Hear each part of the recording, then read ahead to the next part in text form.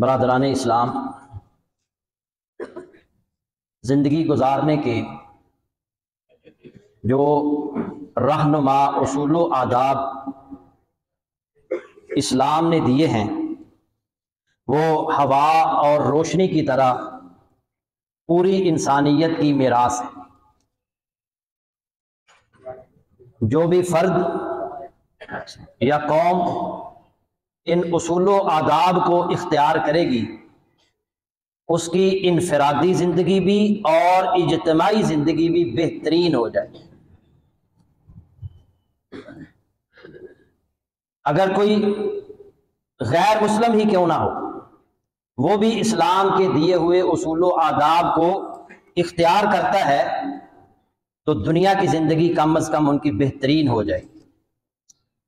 اور آج آپ دیکھ سکتے ہیں کئی ایک ممالک ایسے ہیں جس میں اسلام کے دیے ہوئے اصول و آداب کو انہوں نے اختیار کر کے اپنی زندگی کو بہتر بنا لیا۔ زندگی گزارنے کے اصول و آداب، میں نے بھی یہ موضوع شروع کیا ہے۔ گزشتہ خطبہ میں مجلس کے چند آداب میں نے آپ کے سامنے رکھے تھے، ان کا خلاصہ بیان کر کے کچھ اور اصول و آداب آپ کے سامنے رکھے جائیں گے۔ دعا کریں کہ اللہ تعالی ہمیں ان پر عمل کی توفیق عطا فرمائے۔ جب بھی کسی مجلس میں آئیں تو السلام علیکم ورحمۃ اللہ وبرکاتہ کہیں، اور جہاں جگہ ملے وہاں بیٹھ جانا چاہیے۔ اگر کوئی مشترکہ جگہ پر جیسے مسجد ہے، علماء کے حلقہ ہائے درس ہیں، اسی طرح منا، مزدلفہ، عرفات کے مقامات ہیں یا تفریحی مقامات ہیں، جو مشترکہ جگہ ہے اس میں جو پہلے آ کر بیٹھ گیا ہے اس کو اس کے بیٹھنے کی جگہ سے اٹھانا جائز نہیں۔ اور اگر کوئی پہلے مسجد میں آ گیا ہے اور دیکھتا ہے کہ کوئی بزرگ آدمی، معزز شخص، ایک عالم دین مسجد میں آیا ہے تو وہ اپنی جگہ اسے پیش کر سکتا ہے۔ اسی طرح دو آدمی اگر بیٹھے ہیں تو ان کے درمیان بغیر اجازت کے بیٹھنے کی اجازت نہیں ہے۔ ایک آدمی اٹھ کر چلا جاتا ہے کسی کام کے لیے، وضو کرنے کے لیے، تو اس کی جگہ پر وہی دوبارہ بیٹھنے کا زیادہ حقدار ہے۔ اسی طرح مجلس میں اگر کوئی شخص درمیان میں آ کر بیٹھ جاتا ہے تو اللہ کے نبی صلی اللہ علیہ وسلم نے اس پر لعنت کی ہے۔ حلقہ جو ہے اس کے درمیان میں آ کر بیٹھنے والے پر لعنت کی ہے۔ اگر مجلس کے اندر آپ بیٹھے ہیں، کوئی بندہ گفتگو کر رہا ہے تو اس کی گفتگو کو توجہ سے سننا چاہیے اور اس کی بات کو کاٹنا نہیں چاہیے، اور مجلس میں بیٹھے ہوئے مجلس کے آداب کا خیال رکھیں اور کوئی ایسی حرکت نہ کرے جس سے دوسرے ناگواری محسوس کریں۔ بعض لوگ مجلس میں بیٹھ کر ناک کی صفائی شروع کر دیتے ہیں، اپنے دانتوں کو کھانا، اپنے یہ جو ناخن ہیں ان کو کھانا شروع کر دیتے ہیں، تھوکتے ہیں اور گوز مارتے ہیں، اسی طرح جمائیاں لیتے ہیں، گڑائیاں لیتے ہیں۔ یہ معیوب اور برا سمجھا جاتا ہے، ان سے بچنا ہے۔ اور یہ بات ذہن نشین کر لیں کہ ہمارے کسی بھی عمل سے، کسی بھی عادت سے کسی مسلمان کو معمولی سی تکلیف بھی نہیں پہنچنی چاہیے، کیونکہ مسلمان کو تکلیف دینا، یہ ایذا دینا، یہ حرام ہے۔ اب آئیے ایک اور حدیث سنیے۔ نبی صلی اللہ علیہ وسلم نے فرمایا، عبداللہ بن مسعود رضی اللہ تعالی عنہ اس حدیث کے راوی ہیں، اذا کنتم ثلاثۃ فلا یتناجسنان دون الآخر حتی تختلطوا بالناس من اجل ان ذلک یحزنہ۔ یہ متفق علیہ حدیث ہے، بخاری مسلم کی حدیث۔ نبی صلی اللہ علیہ وسلم نے فرمایا جب تم تین ہو نا، تین، تو ایک آدمی کو چھوڑ کر دو آپس میں گفتگو نہ کریں۔ تین آدمی ہو نا کسی جگہ بیٹھے ہوئے، ایک آدمی کو الگ کر کے دو آدمی آپس میں گفتگو نہ کریں۔ حتی تختلطوا بالناس، یہاں تک کہ تم دوسرے لوگوں کے ساتھ مل جاؤ۔ من اجل ان ذالک یحزنہ، یہ بات اسے غمگین کرے گی۔ تین آدمی ہیں، تین دوست ہیں، ایک کو الگ کر کے دو آپس میں گفتگو کرنا شروع کر دیتے ہیں تو یہ جو تیسرا بندہ ہے جو الگ جس کو کر دیا گیا ہے یہ غم زدہ ہوگا، پریشان ہوگا، اسے تکلیف ہوگی۔ اتنی معمولی سی تکلیف دینے کی بھی اجازت نہیں ہے۔ کیوں اسے الگ کر کے گفتگو نہیں کرنی؟ اس لیے کہ وہ جب الگ ہوگا نا اس کے دل میں یہ خیال گزرے گا کہ یہ میرے خلاف کوئی منصوبہ بنا رہے ہیں، اسی لیے تو مجھے الگ کر دی۔ یا وہ یہ سوچے گا کہ مجھے اتنا ہی اس قابل ہی نہیں سمجھا انہوں نے کہ اپنے اس مشورے کے اندر مجھے شریک ہی کر لیں۔ تو اس لیے اللہ کے نبی صلی اللہ علیہ وسلم فرمایا جب 3 آدمی ہوں ایک کو الگ کر کے 2 آپس میں گفتگو نہ کریں. اگر 4 آدمی ہیں 5 آدمی ہیں تو پھر 2 3 آپس میں گفتگو کر سکتے ہیں. اگر 4 آدمی ہیں تو پھر بھی امام مالک رحمۃ اللہ علیہ فرماتے ہیں 3 آدمی الگ ہو کر ایک کو الگ کر کے آپس میں گفتگو نہ کریں. 4 ہیں 5 ہیں 6 ہیں 10 ہیں جتنے بھی ہیں ایک کو الگ کر کے باقی آپس میں گفتگو نہ کریں. امام مالک رحمۃ اللہ علیہ نے عبداللہ بن دینار رضی اللہ تعالیٰ عنہ سے بیان کیا ہے کہ ایک دفعہ میں اور حضرت عبداللہ بن عمر رضی اللہ تعالیٰ عنہما بازار میں خالد بن عقبہ رضی اللہ تعالیٰ عنہ کے گھر کے پاس تھے. ایک آدمی آیا اور انہوں نے اس آدمی نے عبداللہ بن عمر سے الگ سے بات کرنے کی کوشش کی. تو عبداللہ بن عمر رضی اللہ تعالیٰ عنہما نے, اب ہم 3 ہو گئے تھے, اس نے ان سے الگ سے بات کرنے کی کوشش کی تو ایک اور آدمی کو انہوں نے بلایا. اب ہماری تعداد 4 ہو گئی تو وہ الگ ہو کر مجھے وہ اس آدمی کو لے کر الگ ہو گئے اور پھر اس سے گفتگو کی. اور اس موقع پر انہوں نے یہ حدیث بیان کی کہ نبی صلی اللہ علیہ وسلم نے فرمایا تھا جب تم 3 ہوتے ہو نا ایک کو چھوڑ کر 2 آپس میں گفتگو نہ کرو, اس سے وہ آدمی غمگین ہوگا, پریشان.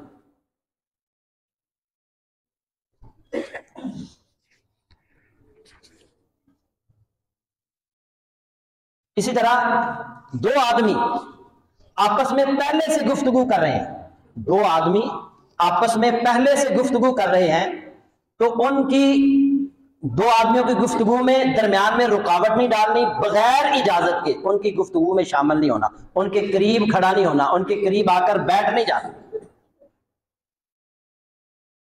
سعید مقبری رحمۃ اللہ علیہ فرماتے ہیں کہ میں عبداللہ بن عمر رضی اللہ تعالی عنہما کے پاس سے گزرا, ان کے ساتھ ایک آدمی باتیں کر رہا تھا. میں ان کے پاس کھڑا ہو گیا تو انہوں نے میرے سینے میں دھکا دے کر کہا کہ جب 2 آدمی آپس میں گفتگو کر رہے ہوں تو اجازت, جب تک اجازت نہ لو ان کے پاس نہ آ کر کھڑے ہو نہ ان کے پاس بیٹھو. یہ ادب المفرد امام بخاری کی کتاب ہے, اس میں یہ روایت موجود ہے. اور یہ یاد رکھیں کہ جو بندہ, نبی صلی اللہ علیہ وسلم نے فرمایا جو شخص لوگوں کی بات کان لگا کر سنتا ہے, چھپ کر سنتا ہے, وہ لوگ اسے سنانا نہیں چاہتے, ان کی بات چھپ کر ان کی بات سن رہا ہے, کل قیامت والے دن اس کے کانوں میں سیسا ڈالا جائے گا. سیسا آج عام سی بات ہو گئی ہے اور ہم اسے گناہ نہیں سمجھتے. لوگوں کی باتیں سننا, کوئی دوست آپ کے پاس بیٹھا ہے, اٹھ کر گیا ہے نا واش روم میں یا کسی جگہ پر, اس کا موبائل پڑا رہ گیا ہے تو بندہ اٹھا کر اس کے میسج پڑھنا شروع کر. گھروں کے اندر نندے آتی ہیں تو بھابھی کا فون پکڑتے ہیں, کنوں کنوں فون کرتے ہیں, بھابھی نندوں کے فون چیک کر رہی ہے کہ یہ کس کس کے ساتھ اس کے روابط ہے, کس کس کو یہ فون کرتی ہے, اس کی اجازت نہیں ہے. اور آج کل آپ آئے روز آڈیوز اور ویڈیوز لیک ہو رہی ہیں, لوگوں کی گفتگو ریکارڈ کی جاتی ہے, پھر اس کو سوشل میڈیا پر وائرل کیا جاتا ہے. اسلام یہ کہتا ہے, اللہ رب العزت فرماتے ہیں یا ایھا الذین آمنوا اجتنبوا کثیرا من الظن ان بعض الظن اثم ولا تجسسوا, ایک دوسرے کی جاسوسی نہ کیا کرو. فون ریکارڈنگ کر کے پھر آگے اس کو وائرل کرنا یہ بہت بڑا جرم ہے, گناہ کا کام. اور کل قیامت والے دن ایسے افراد جو کسی کی گفتگو ریکارڈ کرتے ہیں, چھپ کر سنتے ہیں اور پھر اس کو وائرل کرتے ہیں, کل قیامت والے دن ان کے کانوں میں سیسا ڈالا جائے گا, سیسا. اسی طرح ہمارے معاشرے کے اندر کوئی بندہ میرے ساتھ آپ کے پاس آ کر کوئی راز کی بات کرتا ہے تو ہم آگے اس کو بیان کر دیتے ہیں, یہ خیانت ہے. بہترین رازدان بنیے. آپ کے پاس کسی نے کوئی راز کی بات کی ہے, اس کو اپنے سینے میں رکھیں, اس کو آگے نہ پہنچائیں. اور اگر کوئی شخص آپ کے ساتھ کوئی بات کرتا ہے, راز کی بات کرتا ہے اور یہ ساتھ کہتا ہے کہ یہ راز کی بات ہے, آگے نہیں کرنی, کسی کے ساتھ نہیں کرنی, آپ آگے اس کو پہنچا دیتے ہیں تو آپ خیانت کا ارتکاب کرتے ہیں. رازدان بنیے. اور یہ آج کا مسئلہ نہیں ہے, پہلے سے یہ مسئلہ چلا آ رہا ہے. بعض بندوں کے پیٹ میں بات نہیں رہتی, حضرت عمر فاروق رضی اللہ تعالیٰ عنہ جب مسلمان ہوئے نا تو وہ کہنے لگے، دل میں سوچتے ہیں کہ میرے مسلمان ہونے سے نا مکہ کے کافروں کو بڑی تکلیف ہوگی، مگر پتہ کیسے چلے، لوگوں تک خبر کیسے پہنچے کہ عمر مسلمان ہو گیا؟ تو فوراً ایک بندہ ذہن میں آیا کہ وہ بندہ جو ہے نا اگر اس تک بات پہنچ جائے نا تو وہ شام تک مکے کے ہر گھر میں خبر پہنچا، ہوتے ہیں نا بندے ایسے۔ تو عمر فاروق رضی اللہ تعالیٰ اس کے گھر گئے، اس کو سلام کیا اور کہا یار میں تیرے نال ایک خبر شیئر کرنی ہے لیکن میری تاکید ہے کسی نے دسنا نہیں، مزید اس پر زور ڈالا تاکہ یہ اور بیان کرے، کسی کو بتانا نہیں، میں نے تو پتہ ہی ہے میں کبھی کسی نے دسے۔ حضرت عمر رضی اللہ تعالیٰ عنہ کہتے ہیں یار پھر میں کہہ رہا ہوں کہ جو میں خبر تمہیں دے رہا ہوں اس کو آگے نہیں پہنچانا۔ کہتا جی نہیں جی کسی کو نہیں بتاؤں۔ کہنے لگے میں مسلمان ہو گیا۔ حضرت عمر رضی اللہ تعالیٰ عنہ اس کے پاس سے جیسے ہی ہٹے اس نے دروازہ کھڑکھڑایا ساتھ والوں کا، وہ کچھ پتا چل گیا عمر مسلمان ہو گیا۔ پھر اگلے گھر کا، پھر اگلے گھر کا، شام تک پورے مکے کے اندر اس نے یہ بات پہنچا۔ راز کی بات اگر کوئی آپ کے پاس کرتا ہے نا تو اس کو چھپانا چاہیے۔ اگر آپ چھپاتے نہیں ہیں تو آپ امانت دار نہیں ہیں، سکہ آدمی نہیں ہے، پھر کوئی شخص آپ پر اعتماد نہیں کرے گا، آپ کی قدر و منزلت اس آدمی کے ذہن سے ختم ہو جائے گی۔ لیکن اگر آپ اس کے مقابلے میں راز کو راز رکھتے ہیں، کسی کے آگے شیئر نہیں کرتے، کسی کو نہیں بتاتے، تو آپ کی عزت بڑھے گی، آپ امانت دار ہیں، آپ مضبوط آدمی ہیں، سکہ آدمی ہیں، آپ کی قدر و منزلت بڑھے گی۔ صحابہ کرام کی نبی صلی اللہ علیہ وسلم نے اس طرح تربیت کی تھی، انہیں یہ بھی بتایا تھا کہ کوئی راز کی بات تمہارے سامنے کرتا ہے تو اس کو چھپانا ہے، آگے نہیں بیان کرنا۔ چھوٹا سا بچہ سیدنا انس رضی اللہ تعالی عنہ جو نبی صلی اللہ علیہ وسلم کے خادم ہیں، نبی صلی اللہ علیہ وسلم نے ان سے ایک بات کی، راز کی بات، اور فرمایا یہ کسی کو بتانی نہیں۔ اب جا رہے ہیں، راستے میں ام سلیم رضی اللہ تعالیٰ جو ان کی والدہ محترمہ ہے، ان سے ملاقات ہو جاتی ہے، پوچھتی ہیں بیٹا کدھر جا رہے ہو؟ انہوں نے کہا اللہ کے نبی صلی اللہ علیہ وسلم کے کام جا رہا ہوں۔ کہنے لگی مجھے بھی بتاؤ۔ اب وہ بچہ ہے، کہنے لگا نہیں اللہ کے نبی کی راز کی بات ہے، یہ آپ کو نہیں بتا سکتا۔ اب ماں نے یہ نہیں کہا کہ تو میرا پتر ہے، میں تیری ماں ہاں، منو دس دے، میں کسی ہو نہیں دسا۔ ماں نے آگے سے کہا بیٹا اللہ کے نبی کی راز کی بات سینے میں ہی رکھنا، کسی کو نہ بتانا۔ انہوں نے بھی آگے سے بیٹے کو تاکید کی۔ اس سے پتا چلا کہ صحابہ کرام کی تربیت آپ نے ایسی کی تھی کہ راز وہ راز رکھتے تھے، وہ یہ سمجھتے تھے اگر میں نے آگے بات پہنچا دی تو یہ خیانت ہوگی۔ حضرت عمر فاروق رضی اللہ تعالی عنہ، ان کی بیٹی حفصہ رضی اللہ تعالی عنہ بیوہ ہو گئی۔ جب عدت مکمل کر لی نا انہوں نے، تو سیدنا عمر فاروق رضی اللہ تعالی عنہ سیدنا عثمان غنی رضی اللہ تعالیٰ عنہ کے پاس آئے اور ان سے کہا کہ آپ میری بیٹی سے نکاح کر، شادی کر لیں۔ تو حضرت عثمان رضی اللہ تعالیٰ نے کہا میں سوچ کر بتاؤں گا، مجھے کچھ مہلت دی۔ میں کہا ٹھیک ہے سوچ لیں۔ حضرت عمر فاروق رضی اللہ تعالیٰ نے کچھ دن انتظار کیا، پھر حضرت عثمان کے پاس گئے اور جا کر پوچھا میں نے تمہیں کہا تھا کہ میری بیٹے سے نکاح کر لو، تو کیا سوچا انہوں نے؟ تو کہنے لگے جی میرا ابھی شادی کا ارادہ نہیں۔ حضرت عمر فاروق رضی اللہ تعالیٰ عنہ پریشان ہوئے۔ بہرحال وہاں سے وہ سیدھے سیدنا ابو بکر صدیق رضی اللہ تعالیٰ عنہ کے پاس گئے اور کہا کہ آپ میری بیٹی حفصہ سے نکاح کر لیں۔ یہاں یہ بات سمجھ لیں، ہمارے معاشرے کے اندر نا بیٹیوں والے رشتہ نہیں دیتے، وہ خود آفر نہیں کرتے، کہتے ہیں جی نہیں جی منڈیاں والے انہوں کی ذمہ داری ہے، لڑکوں کی والوں کی ذمہ داری ہے، وہ رشتہ پوچھیں۔ اور یہ کوئی مسئلہ نہیں ہے، لڑکی والے بھی رشتہ پوچھ سکتے ہیں، جیسا کہ یہ دلیل میں نے آپ کے سامنے رکھی ہے کہ حضرت عمر فاروق رضی اللہ تعالیٰ خود آفر کر رہے ہیں حضرت عثمان سے کہ میری بیٹی کے ساتھ آپ نکاح کر لیں۔ پھر جب انہوں نے انکار کیا تو سیدنا ابو بکر صدیق رضی اللہ تعالیٰ عنہ سے کہتے ہیں کہ آپ میری بیٹی سے نکاح کر لیں۔ تو یہ کوئی مسئلہ نہیں ہے کہ لڑکی والے رشتہ نہیں پوچھ سکتے، لڑکوں والوں کی ذمہ داری ہے، یہ میڈ ان پاکستان مسئلہ ہے، قرآن و حدیث میں اس کا کوئی ذکر نہیں۔ لڑکی والے بھی آفر کر سکتے ہیں، لڑکے والے بھی آفر کر سکتے ہیں۔ اب سیدنا ابو بکر صدیق سے جب انہوں نے کہا نا آپ میری بیٹی حفصہ سے نکاح کر لیں، تو ابو بکر صدیق نے کوئی جواب نہیں رضی اللہ تعالیٰ۔ تو حضرت عمر کو حضرت عثمان سے بھی زیادہ تکلیف ہوئی کہ ان سے تو حضرت عثمان سے بھی زیادہ تعلق ہے، انہوں نے تو انکار کر دیا، انہوں نے جواب بھی نہیں دیا، خاموش ہو کے چلے ہوئے۔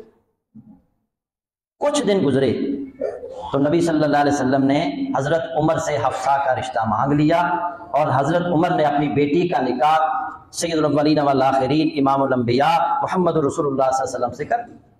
شادی ہو گئی نا جب، تو پھر سیدنا ابوبکر صدیق رضی اللہ تعالیٰ عنہ عمر فاروق رضی اللہ تعالیٰ عنہ کے پاس آئے اور کہا عمر تم ناراض تو ہوئے ہوگے، جب تم نے بیٹی کا رشتہ مجھے آفر کیا تو میں نے کوئی جواب نہیں دیا، میں نے کہا بہت ناراض ہوا۔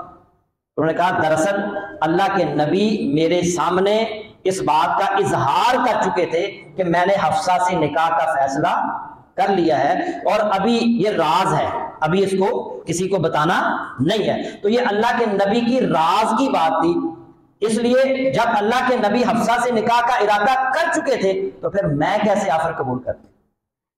اور پھر انہوں نے فرمایا کہ اگر اللہ کے نبی صلی اللہ علیہ وسلم حفصہ سے نکاح کا ان کا ارادہ نہ ہوتا تو میں یقیناً حفصہ سے نکاح کر لیتا۔ تو حضرت ابو بکر صدیق رضی اللہ تعالیٰ عنہ نے بھی اللہ کے نبی کی راز کی بات اپنے قریب ترین دوست کو نہیں بتائی۔ جنگ بدر جب ہوئی تھی نا، قریش کا ایک قافلہ شام سے آ رہا تھا، تو ابو سفیان اس کی قیادت کر رہا تھا، تو اللہ کے نبی صلی اللہ علیہ وسلم کو پتہ چلا تو آپ نے اس قافلے کو روکنے کا فیصلہ کر لیا، صحابہ کو لے کر نکل پڑے۔ ادھر ابو سفیان کو پتہ چل گیا کہ مسلمان ہمیں روکنے کے، ان کے پاس بہت سارا مال تھا، ہمیں آ رہے ہیں، تو اس نے نا ایک بندے زمزم اس کا نام تھا، زمزم بن عمر، اس کو بھیجا کہ جاؤ مکہ جا کر فوراً اطلاع کرو کہ جو ہے نا وہ مسلمان حملہ کرنے والے ہیں اور ہماری مدد کو۔ اس دوران نبی صلی اللہ علیہ وسلم کی پھوپھی ہیں عاتکہ بنت عبد المطلب، ان کو ایک خواب آیا، وہ بڑی پریشان ہوئی۔ انہوں نے حضرت عباس کو بلا لیا، عباس بن عبد المطلب کو، اپنے بھائی کو، اور اپنا خواب سنایا۔ وہ کہنے لگے یہ خواب تو بڑا اہم ہے۔ خواب کیا تھا؟ انہوں نے خواب میں دیکھا کہ ایک آدمی اونٹ پر سوار مکہ میں آتا ہے اور ایک وادی کے اندر اعلان کرتا ہے او بے وفاؤ، اب 3 دن کے اندر اندر اپنی قتل گاہوں میں پہنچ جاؤ۔ پھر اس ایک وادی میں اعلان کرتا ہے، پھر دوسری جگہ جاتا ہے، مسجد حرام میں آتا ہے، بیت اللہ کی چھت پر اونٹ سمیت چڑھ جاتا ہے، اور وہاں پر بھی یہی اعلان کرتا ہے بے وفاؤ 3 دن کے اندر اندر اپنی قتل گاہوں میں پہنچ جاؤ۔ اور پھر وہ اونٹ پر سوار ہو کر پھر وہ ایک پہاڑ پر چڑھ جاتا ہے، اور وہاں پر بھی یہ اعلان کرتا ہے، اور ایک چٹان پکڑتا ہے، اس کو نیچے پھینکتا ہے، اور وہ ٹکڑے ٹکڑے ہو جاتی ہے، اس کا ہر ایک ذرہ مکے کے ہر گھر میں پہنچ جاتا ہے۔ یہ خواب ہے ان کو۔ اب عباس کو انہوں نے خواب سنایا اور کہا تاکید کی یہ کسی کو بتانا نہیں، اپنے پاس رکھنا، سینے میں رکھنا۔ حضرت عباس پریشان تھے، آگے آئے تو آگے ولید بن عتبہ ان کا دوست تھا، وہ مل گیا، ولید بن عتبہ کو خواب سنا دیا۔ ولید بن عتبہ نے یہ خواب سنا، آگے وہ جا رہا تھا، اس کا بیٹا عتبہ اسے ملا، اس نے عتبہ کو خواب سنا دیا، ساتھ تاکید کی کسی کو بتانا نہیں۔ عتبہ نے خواب سنا، آگے اس کے دوست چند بیٹھے تھے، اس نے ان کو خواب سنا دیا، اور شام تک پورے مکے میں یہ خواب پھیل گیا۔ حضرت عباس رضی اللہ تعالیٰ عنہ طواف کرنے کے لیے چاش کے وقت طواف کر رہے تھے بیت اللہ کا، تو وہاں ابو جہل اس کے کچھ ساتھی بیٹھے ہوئے تھے، تو وہ ابو جہل کہنے لگا جی آپ نے میری بات سن کے جانا ہے۔ پریشان ہوئے کہ اس نے اس وقت میرے سے کیا بات کرنی ہے۔ طواف مکمل کیا، ابو جہل کے پاس گئے، اس نے کہا وہ پہلے تو محمد صلی اللہ علیہ وسلم نے نبوت کا دعویٰ کیا، تمہاری عورتوں نے بھی نبی ہونے کا دعویٰ کر دیا۔ وہ کہنے لگے کیا ہوا؟ اس نے خواب سنا دیا عباس کو۔ وہ پریشان ہوئے، انہوں نے انکار کیا اس کے سامنے کہ ایسا کوئی خواب میرے علم میں نہیں ہے۔ تو وہ بڑے پریشان ہوئے کہ یہ خواب میں نے صرف ولید کو سنایا، ولید بن عتبہ کو، اور اب ہر جگہ پر یہ پہنچ گیا۔ تو بہرحال ابو جہل کہنے لگا کہ اگر 3 دن کے اندر اندر یہ خواب سچا نہ ہوا تو ہم ایک تحریر لکھیں گے، اور اس تحریر میں لکھیں گے کہ یہ خاندان جو ہے نا یہ جھوٹا ہے۔ عباس رضی اللہ تعالیٰ عنہ گھر گئے، عورتیں اکٹھی ہو گئی، انہوں نے کہا کہ آپ کے سامنے ابو جہل جو ہے نا وہ ہمارے خلاف باتیں کرتا رہا، اور آپ کی غیرت نہیں جاگی، آپ کی حمیت نہیں جاگی، آپ نے اس کو جواب کیوں نہیں دیا؟ بہرحال عباس رضی اللہ تعالیٰ عنہ اس وقت مسلمان نہیں ہوئے تھے، دوبارہ اس کے پاس پہنچے اسے سبق سکھانے کے لیے۔ ابو جہل وہاں سے بھاگ نکلا، جب وہ بھاگا تو آگے وہی جو ابو سفیان نے زمزم نامی شخص جو بھیجا تھا وہ آگے آ گیا، اس نے اپنے اونٹ کا ناک کاٹا ہوا تھا، اس سے خون بہ رہا تھا، اور وہ آوازیں لگا رہا تھا وہ مدد کرو قریش والوں، مدد کرو، ابو سفیان کے لشکر پر مسلمان حملہ کرنے والے۔ خواب سچا ثابت ہوا، اور پھر آپ کے سامنے ہے کہ بدر کے مارکے کے اندر مسلمانوں نے عبرت ناک شکست دی کافروں۔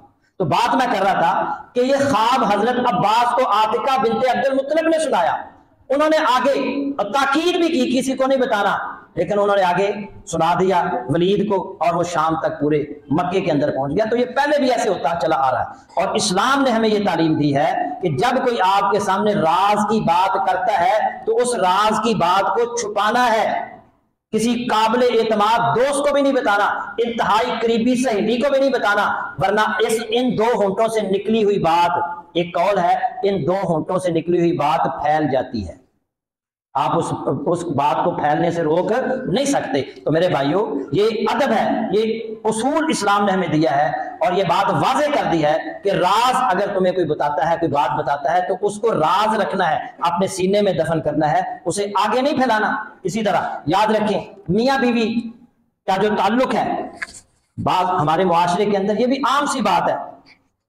کہ ازواجی تعلق قائم کیا شوہر نے بیوی کے ساتھ، اور پھر وہ شوہر جو ہے وہ آ کر دوست احباب کے سامنے مزے لے لے کر سناتا ہے، اور اس کی بیوی اپنی سہیلیوں میں مزے لے لے کر سناتی ہے۔ بہت بڑا جرم ہے یہ، راز شوہر اور بیوی کے درمیان رہنا چاہیے، کسی تیسرے بندے کو اس کی خبر نہیں ہونی چاہیے۔ اللہ کے نبی صلی اللہ علیہ وسلم نے فرمایا ان من اشر الناس عند اللہ منزلۃ یوم القیامت الرجل، قیامت کے روز اللہ کے ہاں سب سے بدتر مرتبے والا وہ شخص ہوگا یفضی الی المرأۃ وتفضی الیہ ثم ینشر سرها، جو اپنی عورت سے ملاپ کرے اور عورت اس سے ملاپ کرے، پھر وہ میاں بیوی کے راز کو پھیلائے، دوستوں میں مزے لے لے کر سنائے، سب سے بدترین مرتبے والا وہ شخص قیامت والے دن ہوگا۔ تو بیوی کے راز چھپانے ہیں، اسی طرح بیویاں اپنے شوہر کے راز چھپائیں۔ مزید انشاءاللہ اصول و آداب آئندہ جمعے میں بھی بیان کیے جائیں گے۔ اللہ تعالیٰ ان پر عمل کی توفیق عطا فرمائے۔ وآخر دعوانا ان الحمد للہ رب العالمین۔